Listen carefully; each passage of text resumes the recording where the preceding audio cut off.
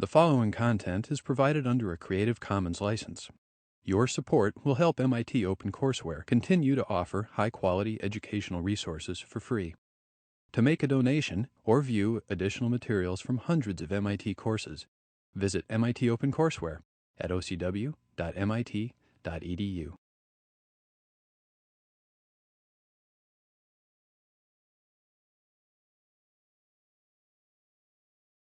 We were talking last time, and I didn't quite get to that tremendously important chapter, Chapter 6, Difficulties on Theory. And we were just sort of finishing up, I think, with the tree metaphor, and I couldn't resist adding this to your packet because the tree metaphor is floated in and out in many different places. And Darwin picks up on it, and he gives a whole passage toward the end of chapter 4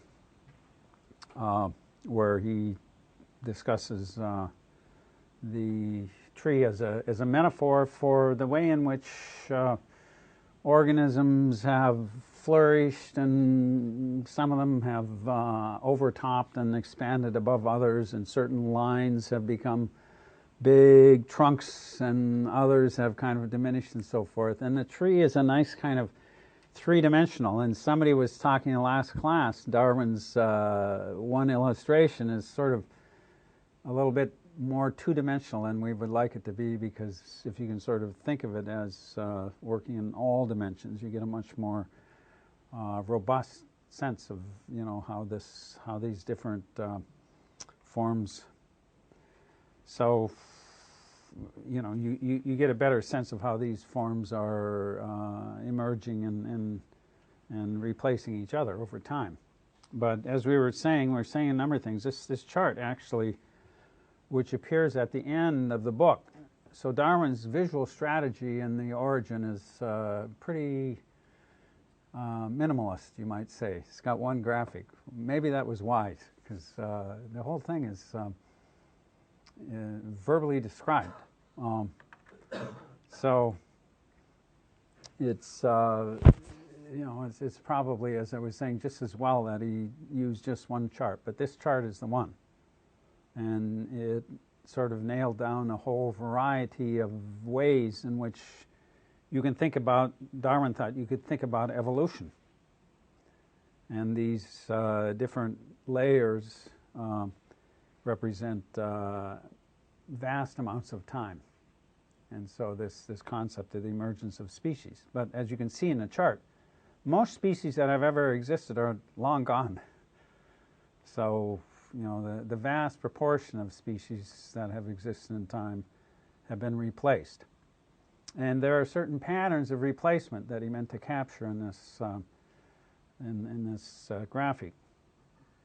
And as you can see, A has done very well for itself, and in some sense, success leads to greater success in evolutionary terms.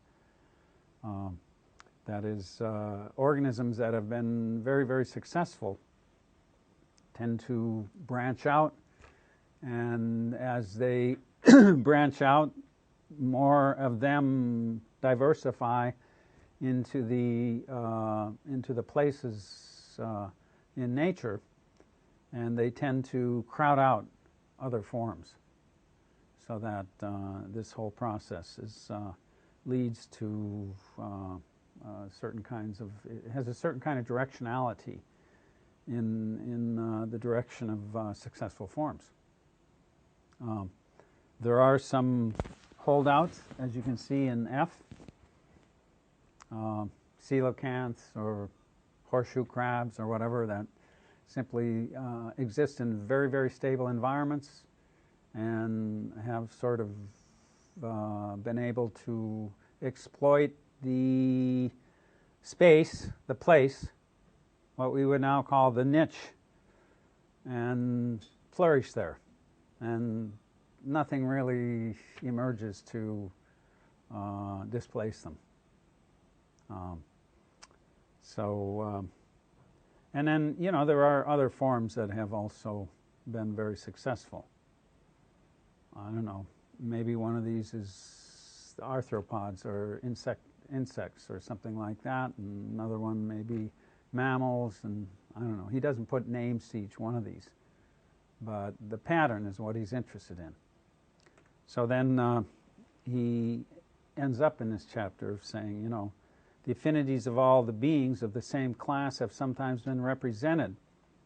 He's talking about a class now, by a great tree. I believe this simile largely speaks the truth. The green and budding twigs may represent existing species, and those produced during each former year may represent the long succession of extinct species.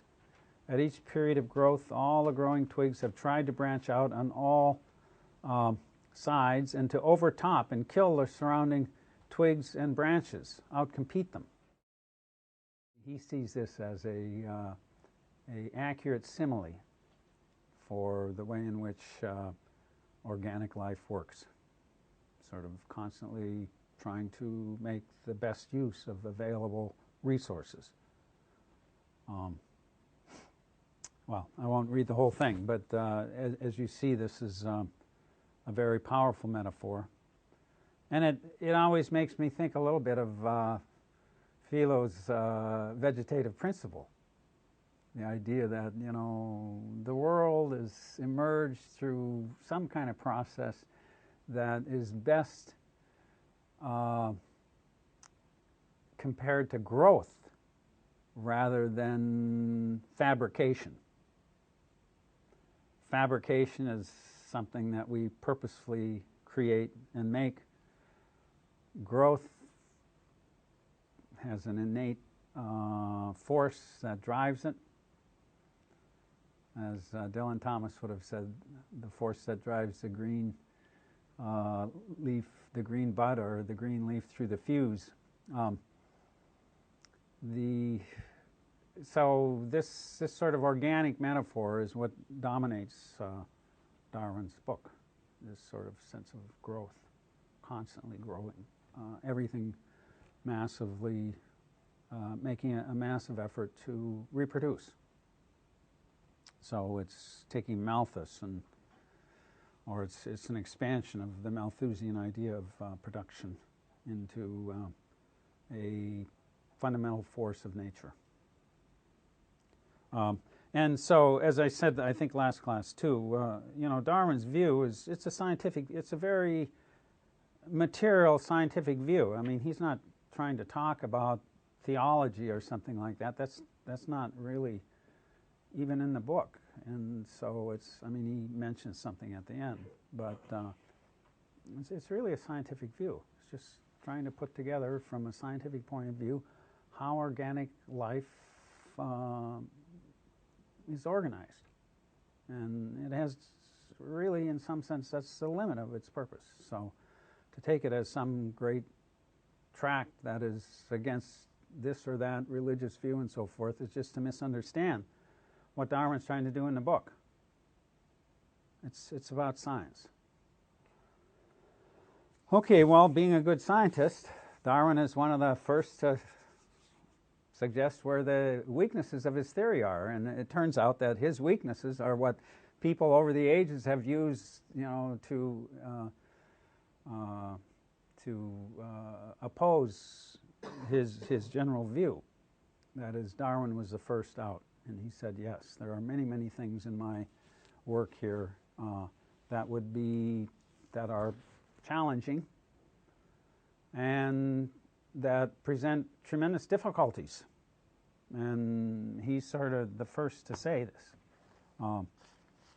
And so what he does in this chapter is he mentions these difficulties. It's chapter 6. It's a beautiful chapter. It's an excellent piece of sort of framing. It's an excellent framework in which to think about, the limits of his views too. And he recognizes them. And the first, of course, is what he says, the absence of transitional varieties. So what does he mean by this absence of transitional varieties, forms?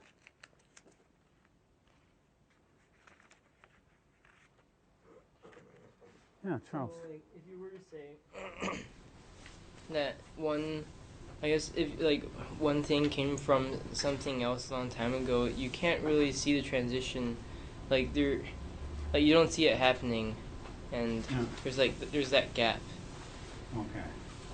All right. So there are many there are many existing forms, but where are the links, the so-called missing links? You know, if if reptiles and birds are in some sense descending from a common ancestor, where is the thing that looks like a bird reptile? Or where is the thing that looks like I don't know, a dog and a horse? Or, you know, I mean, you can constantly ask this question of where are the intermediate forms? And you know, it's true. If you go back here, these forms down here in the bottom of the chart, where are they? I don't know if there are these vast numbers. And of course, this is a problem. This notion of transition is incredibly important to Darwin's theory. He says, natura non facit saltum. Nature does not develop through jumps. It's a very graduated, incremental process.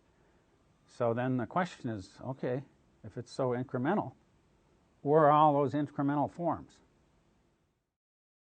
So the first that first point is they have been supplanted by more successful descendant species, and therefore cannot compete successfully for the same places in nature. And then, of course, they're not around anymore and haven't been around for many thousands of years. And the remains, organic life does not preserve that well in time. I mean, what we know about organic life is primarily through fossilized forms. And what is the probability of a single form getting fossilized? Pretty rare set of conditions have to exist in order to capture a form. That said, it's amazing how many remnants there are. But you know, these ancient forms, as they get supplanted, die off in generations and so forth, they'll simply get reabsorbed into the system as, you know, the stuff of which they are made. As the Bible says, dust to dust. So yeah, dust doesn't preserve very well. There are certain forms that have calcium or some kind of compound in them that can withstand time reasonably well. Some of those forms actually turn out to be that they do withstand time. That, of course, if you recall, when we were talking about Charles Lyell, he had all these index fossils of various snails, and he was able to use those to identify the age of the stratum, or at least to place it more or less in a period. So yeah, there's not a whole lot left. So in absence of traditional transitional varieties, I gave you this little, I don't know if you had time to look at it, but if you click on this whale ancestral form, this was quite a fascinating article came out on these remains discovered in Asia of ancestral wolf-like organisms that it is believed ultimately transitioned into large whale-like forms. And the article is, I mean, I recommend you read the article, but it's quite interesting.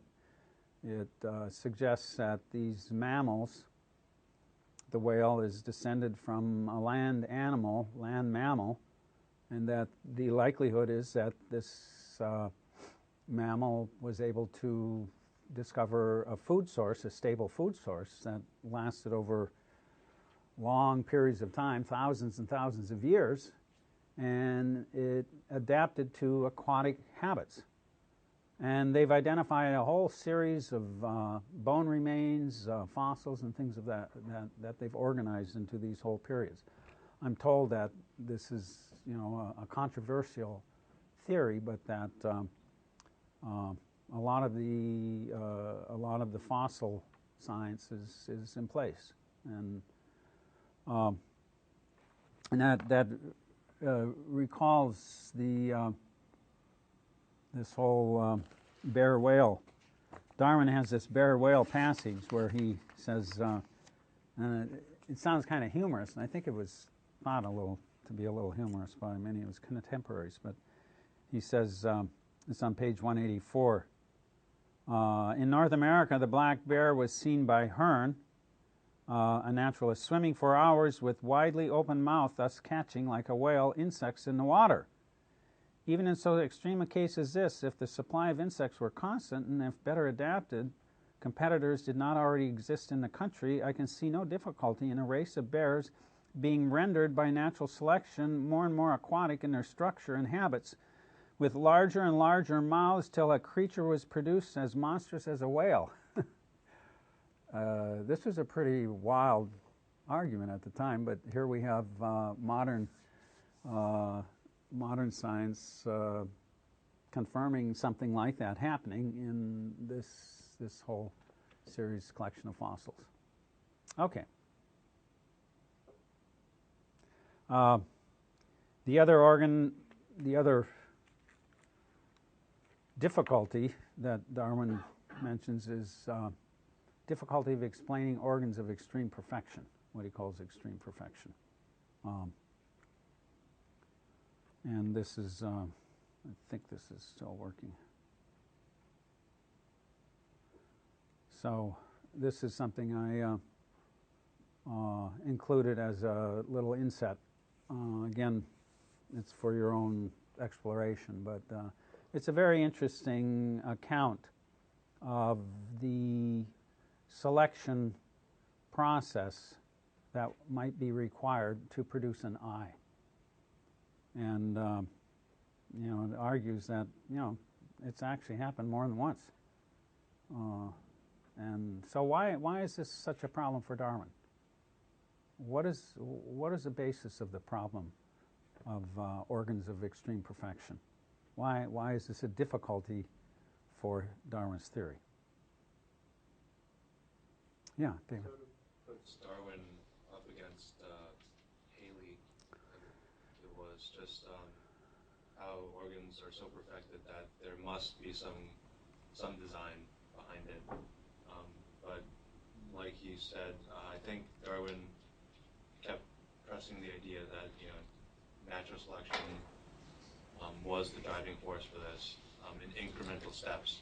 And there's a quotation how he says, reason ought to conquer imagination, which I thought was sort of like the Darwin versus Paley argument. And Darwin also says, have we any right to assume that the Creator works by intellectual powers like those of man, when he talks about how the eye can be like a telescope. So that's sort of, he's trying to disprove Paley's theory and sort of push on his own. Okay.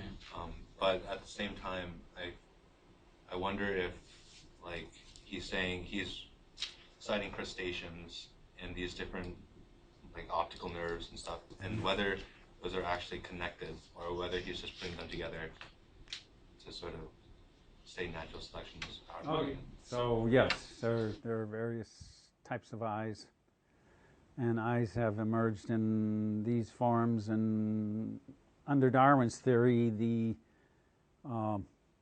characteristics of the eye have been passed down through generations and over time through stages in different species. And so part of the problem of the argument is, as you say, it's sort of Paley's already captured, made his argument about the eye as the greatest illustration possible of the necessity of a divine force. How else could something like this be produced in any kind of natural way? And Darwin is kind of admitting this is a problem. But and part of the problem goes to his so-called doctrine of utility. Anybody figure out what this utility argument? Why is utility over these graduated stages such a big deal? Yeah, Jake.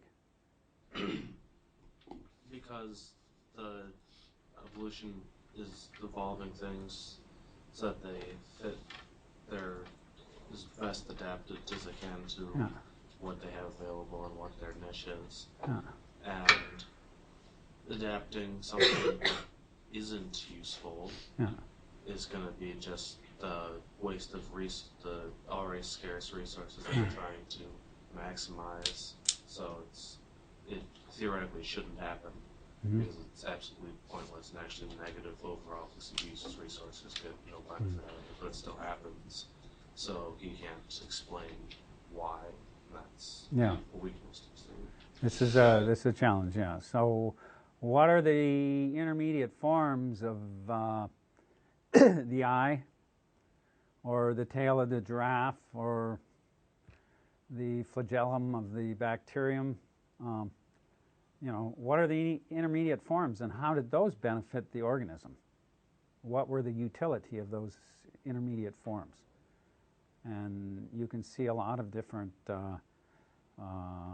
problems in this, and that is, you can see how an eye is really useful to an organism, but what is a half eye, or what is a quarter eye, or and if this thing is developed over a period, this functionality is developed over a period of millions of years, what were all those incremental forms doing for the organisms that they were part of?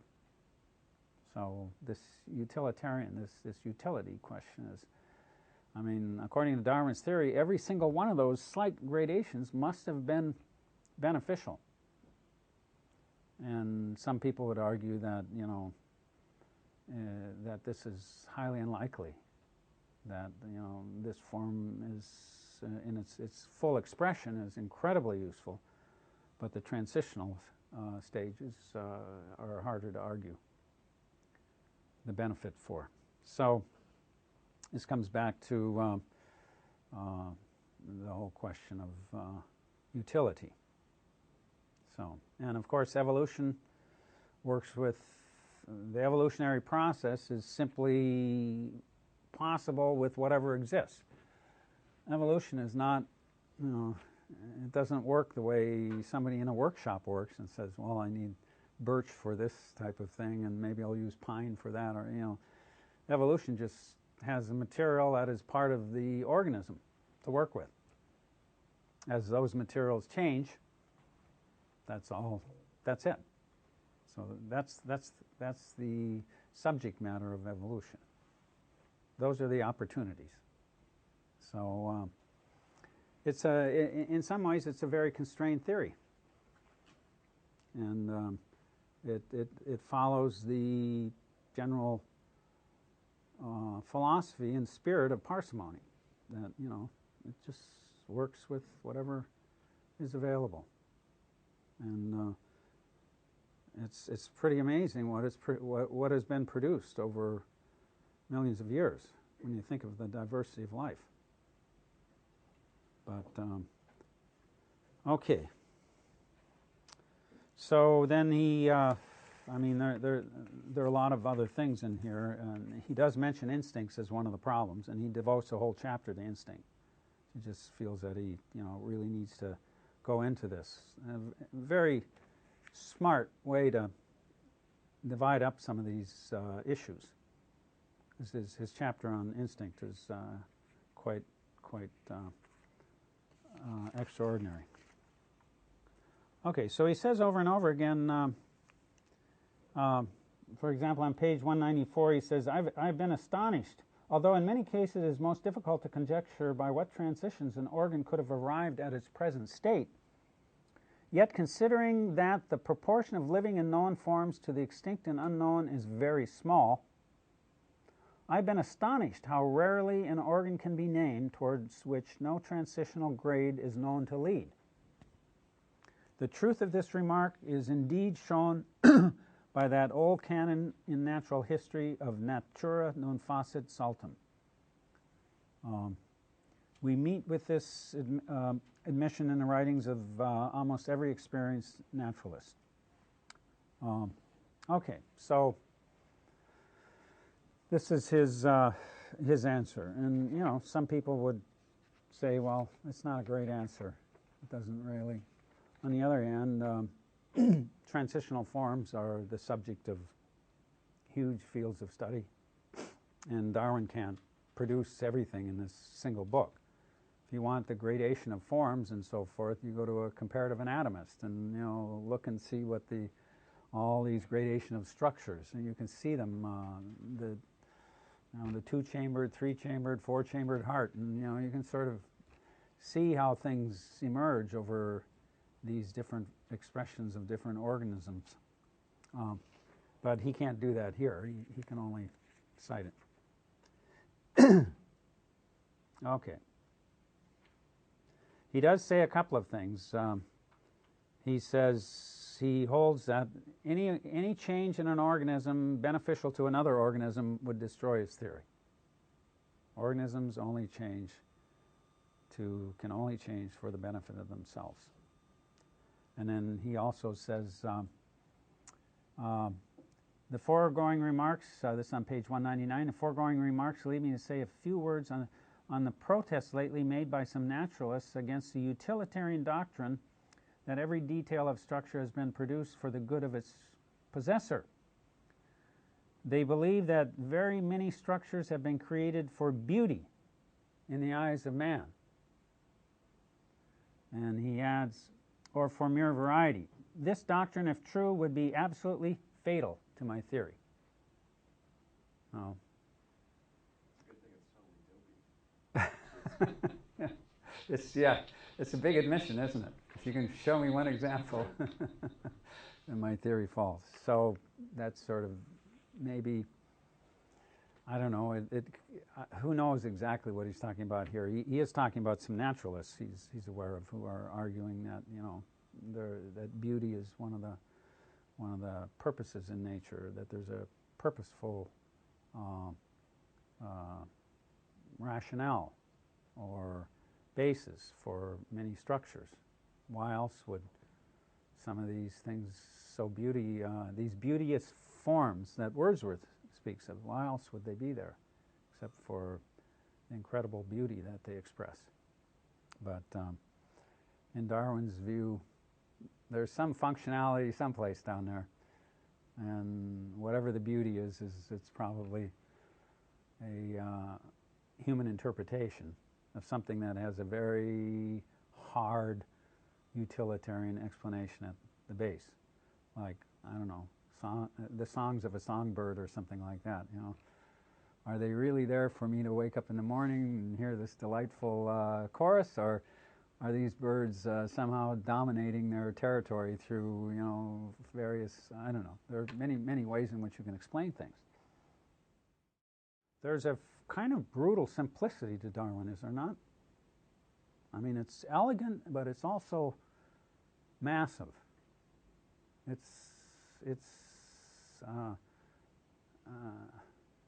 I mean, organic existence is so complicated and so complex, and to see it sort of boiled down into these principles is sort of breathtaking, really. Okay.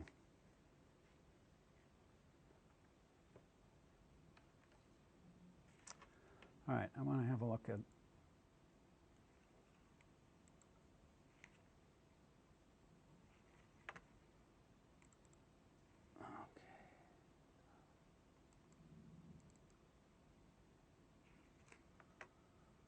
Okay. All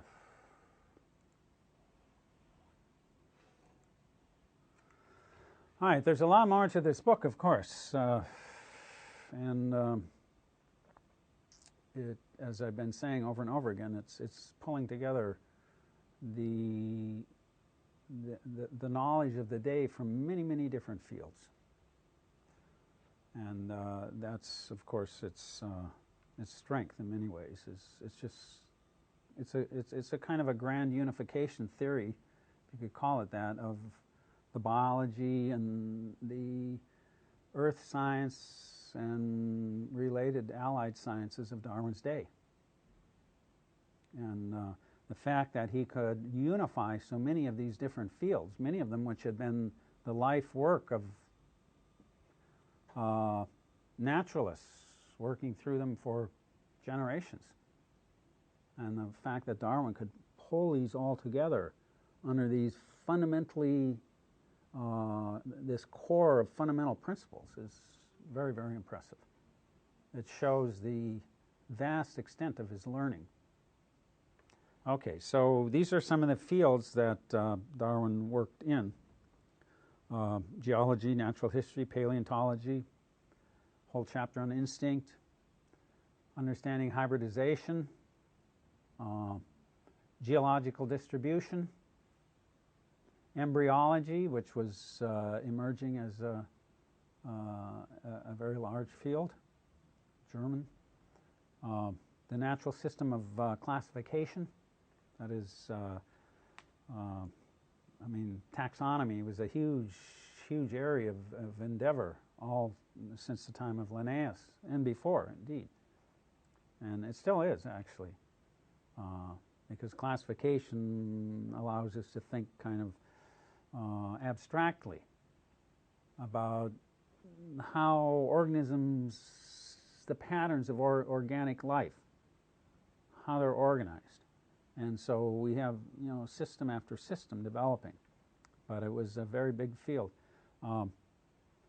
Linnaeus had produced massive collections of work just on, organizing life forms according to genus, species, families, so on, and published whole books that basically sort of look like telephone books.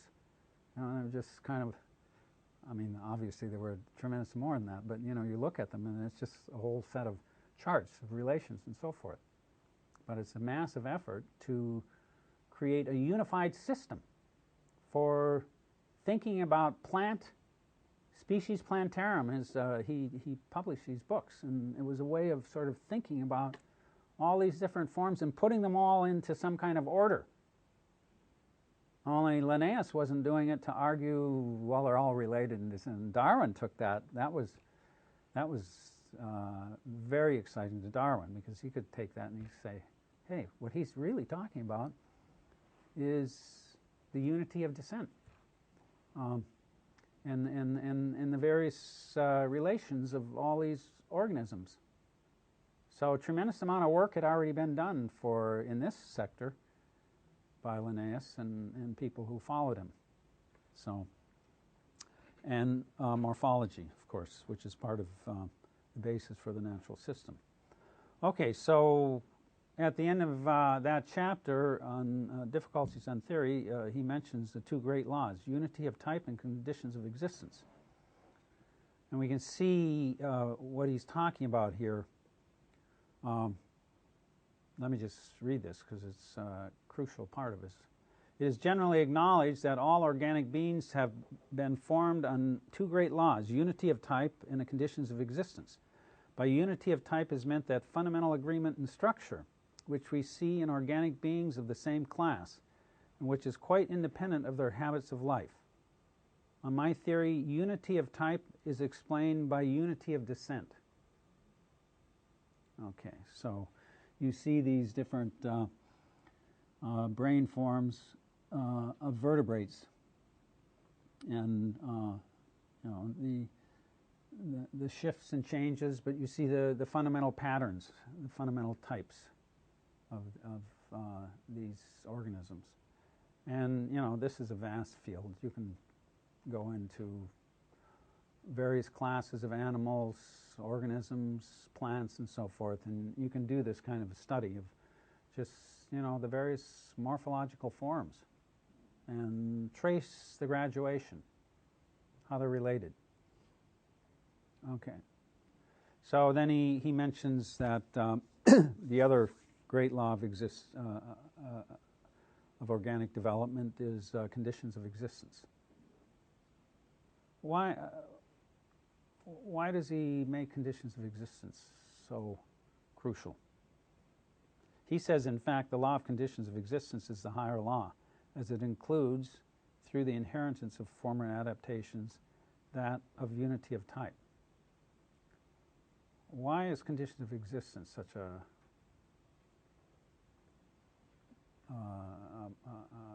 profound principle in this work? Yeah, Chris. Just some historical background. Before Darwin published The Origin of Species, there was a debate between Cuvier and Hilaire, Jeffrey St. Hilaire, yeah. who both supported the unity of type and conditions of existence. Yeah. And those were the two prevailing paradigms of the time, and they were competing, and so Darwin sought to integrate both of them. He found that the conditions of existence encompassed unity of type, and so tried to integrate it based upon conditions of existence. Good, nice, yeah. So why would these two things be so profoundly interconnected?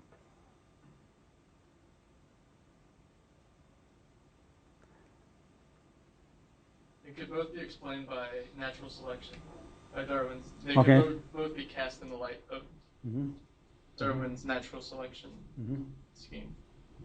Absolutely. And the type, these types and forms are really the functioning forms that can exist within the conditions of existence. So these features are really the stuff of survival. These forms have emerged through the competition for survival. And survival means ability to flourish under conditions of existence. So, in some sense, conditions of existence and type are constantly in flux. So, what about conditions of existence? How do conditions of existence fluctuate? Geographical change. Yeah. Yeah, absolutely. Geographical change. What are some of the others?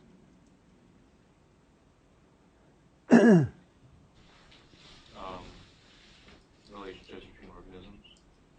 Relationships between organisms, absolutely. As new organisms develop, other organisms are kind of in competition for similar things. Tremendous. What else? Food sources. Food sources, absolutely. And food sources are very closely connected to climate and the earth conditions of, there were ice ages and things of that sort. Things either managed to adapt to them or they didn't. This was well known in Darwin's time. Louis Agassiz was a great student of the ice ages, and Darwin knew his work very well.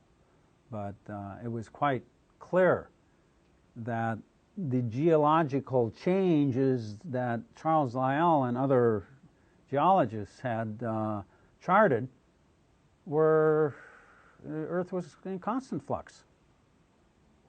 Maybe not in the lifetime of an individual, so you'd think, oh, this is very nice, it's all so stable, when in fact it's changing constantly. In chapter 7 on page 209, he says, it will be universally admitted that instincts are as important as corporeal structure, physical structure, for the welfare of each species under its present conditions of life. Under changed conditions of life, it is at least possible that slight modifications of instinct might be profitable to a species. It can be shown that instincts do vary ever so little. If it can be shown that instincts do vary ever so little, then I can see no difficulty in natural selection preserving and continually accumulating variations of instinct, to any extent that may be profitable. It is thus, as I believe, that all the most complex and wonderful instincts have originated. As modifications of corporeal structure arise from and are increased by use or habit, and are diminished or lost by disuse, so I do not doubt it has been with instincts. But I believe that the effects of habit are of quite subordinate importance. So he distinguishes between habit and instinct. I mean, they both have, certain similar goals. That is, they're repetitious. They tend to require a very low threshold of rational or no threshold of rational consideration before they're invoked as sources of behavior. But the one is learned, and the other, according to Darwin, is inherited. And if it is inherited, there's got to be a physical basis for it. And as we were talking last time, it's a little hard to get your head around that at first, because instinct is a kind of it's a mental processing. It's not like an object. I mean, when we talk about the heart, or we talk about some physical, we know what it looks like. We don't know what instinct looks like. So it's mental. So it's a challenge. But this was a very, very great challenge for Darwin.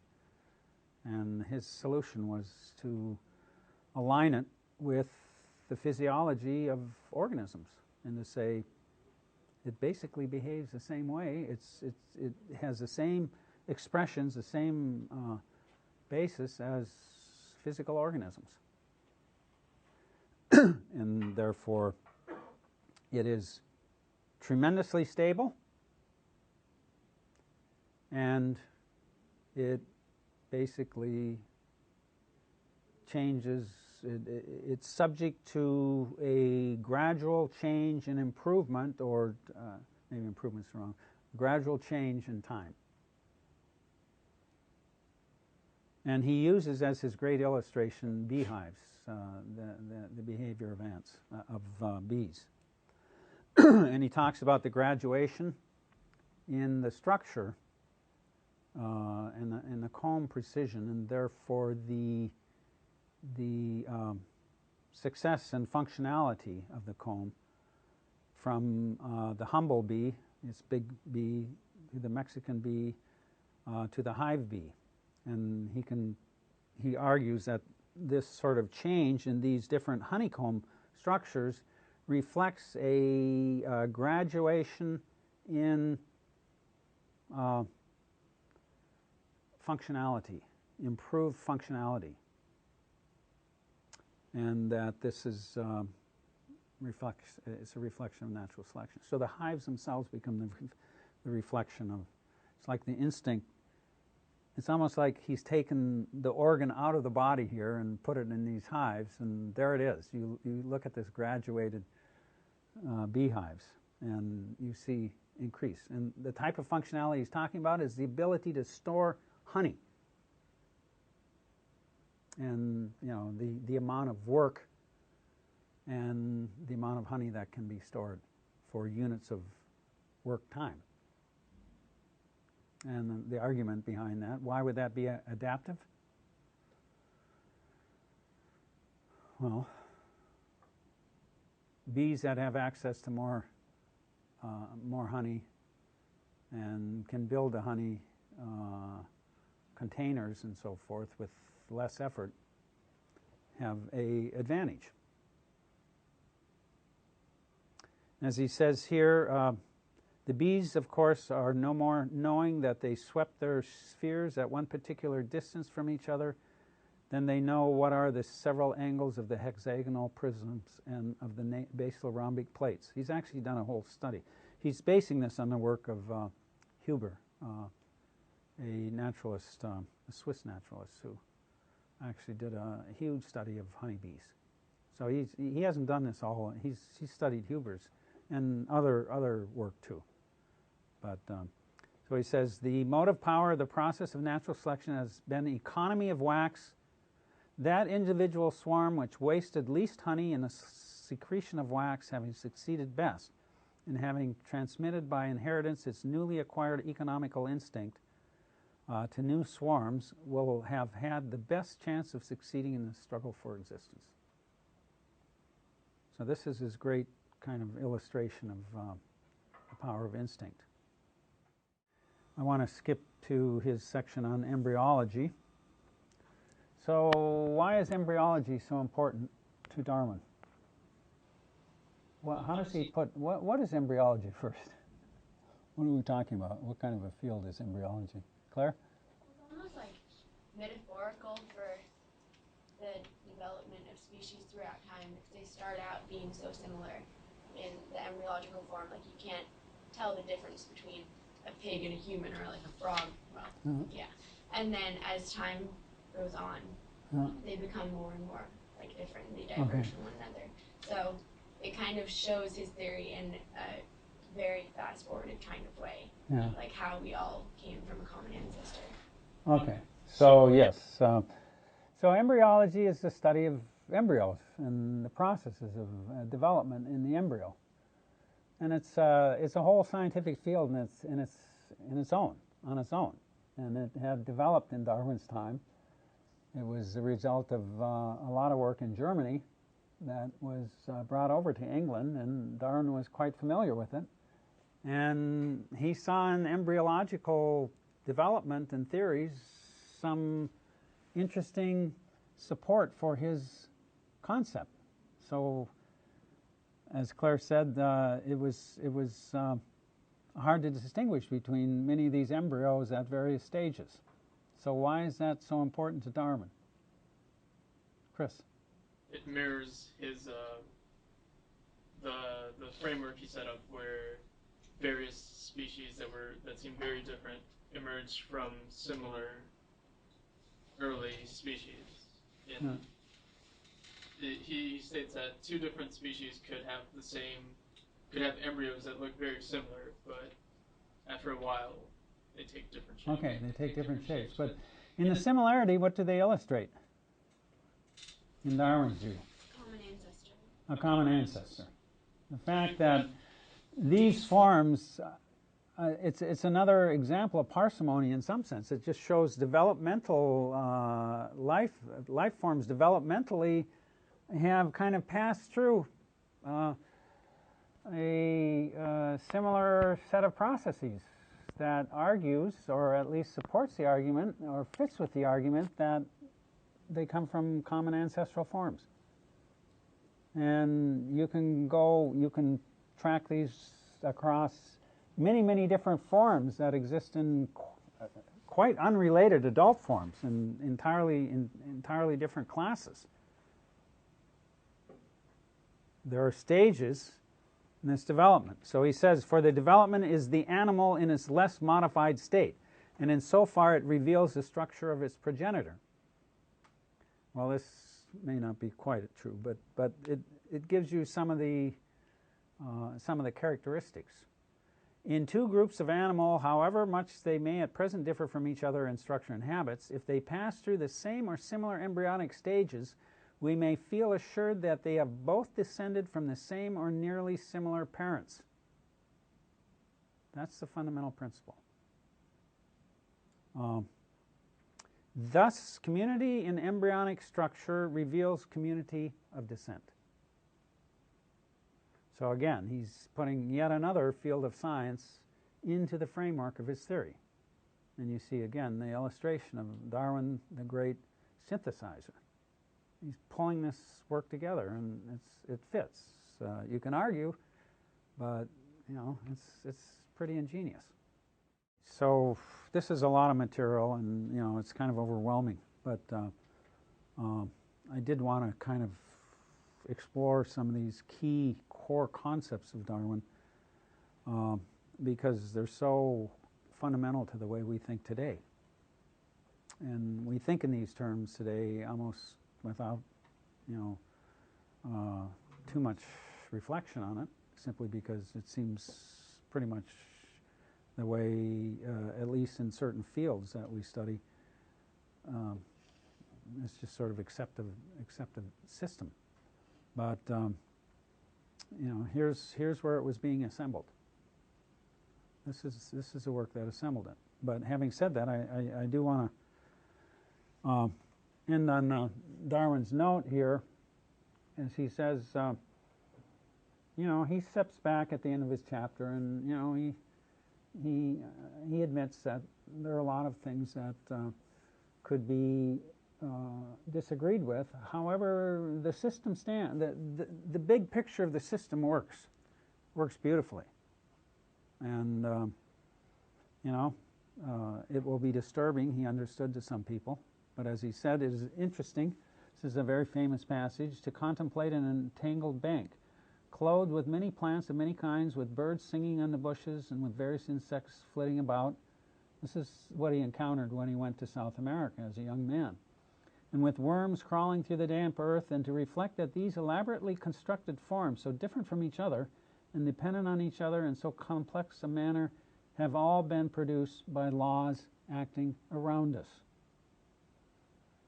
The key message of the book. This is basically happening through the laws that we can observe. And we don't need any explanation beyond that for these forms. And that's, in some sense, the quintessential naturalist argument.